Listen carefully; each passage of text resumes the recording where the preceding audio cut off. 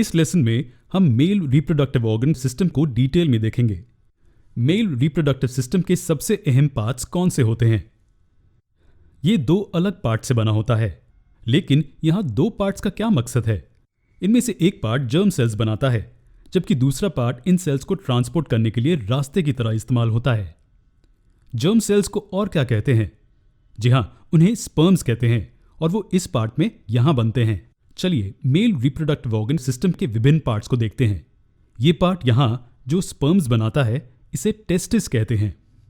ये असल में दो होते हैं और इस जोड़ी को टेस्टीज कहा जाता है। ये इस मांस के बैग जैसे स्ट्रक्चर में बंद होते हैं। ये मेल बॉडी के बाहर स्थित होते हैं इस लंबे स्ट्रक्चर के साथ, जिसे पीनिस कहते हैं। ये बॉडी के बाहर क्यों होता है और अंदर क्यों नहीं? एक फीमेल के साथ सेक्सुअल कांटेक्ट बनाने के लिए पीनिस की जरूरत होती है, लेकिन टेस्टिस क्यों बॉडी के बाहर पाई जाती है? इसका जवाब काफी आसान है। स्पर्म हमारे नॉर्मल बॉडी टेम्परेचर के मुकाबले कम टेम्परेचर पे बनते हैं। नॉर्मल बॉडी टेम्परेचर पे स्पर्म नहीं बन पाते, इसलिए टेस्टीज मेल बॉडी के बाहर होती हैं। लेकिन टेस्टीज बॉडी के साथ कैसे जुड़ी होती हैं? उन्हें न्यूट्रिशन कहाँ से मिलता है? चलिए इसे समझने के लिए थोड़ा जूम करके टेस्टिस का स्ट्रक्चर देखते हैं। टेस्टिस की शेप एक बीन की तरह ओवल होती है और इसका आधा हिस्सा चमड़े से ढका हुआ होता है। स्पर्म्स टेस्टिस के अंदर यहाँ बनते हैं। हालांकि स्पर्म्स जो यहाँ बनते हैं वो पूरी तरह से मैच्योर्ड नहीं होते। इन्हें मैच्योर होने के लिए थोड़ा वक्त लगता है और तब तक ये एपिडिडिमिस में स्टोर्ड रहते हैं। क्या आप बता सकते हैं यहाँ एपिडिडिमिस कौन सा पार्ट है? टेस्टिस के ऊपर इस मास को एपिडिडिमिस कहते हैं। एपिडिडिमिस कॉइल की हुई ट्यूब से बना होता है। ये 3 पार्ट से बना होता है, हेड, बॉडी और टेल। लेकिन एपिडिडिमिस में क्या होता है?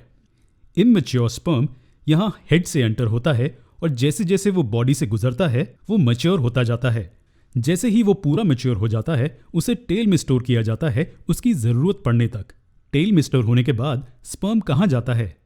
वो पीनिस से बाहर कैसे निकलता है? हालांकि टेस्टिस बॉडी के बाहर होती हैं, लेकिन ये बॉडी के साथ जुड़ी हुई होती हैं। लेकिन ये कैसे मुमकिन है? यहाँ टेल से एक पाइप जैसी ट्यूब शुरू होती है जो एब्डोमिनल कैविटी के अंदर तक जाती है। ये आगे बढ़कर यूरिनरी ब्लैडर को घेर लेती है और ब्लैडर के पिछले हिस्से पर उतरना शुरू कर देती है। ये ट्यूब कई ब्लड कैपिलरीज और आर्टरीज से घिरी होती है जो टेस्टिस को न्यूट्रिशन देते हैं। इसके बिना टेस्टिस बॉडी से अलग हो जाएंगी और इनमें स्पर्म्स नहीं बन पाएंगे। इस ट्यूब को क्या कहते हैं? इसे डक्टस डेफरेंस या वास डेफरेंस कहते हैं। स्पर्म के एपिडिडिमिस से निकलने के बाद क्या होता है? खैर, ये जिस हालत में होते हैं वैसे ही बॉडी से बाहर नहीं निकलते। इसे बहुत लंबा रास्ता तय करना होता है और इस रास्ते पर इसमें कई सारी चीजें मिलती हैं। ये हम अगले वीडियो में देखेंगे।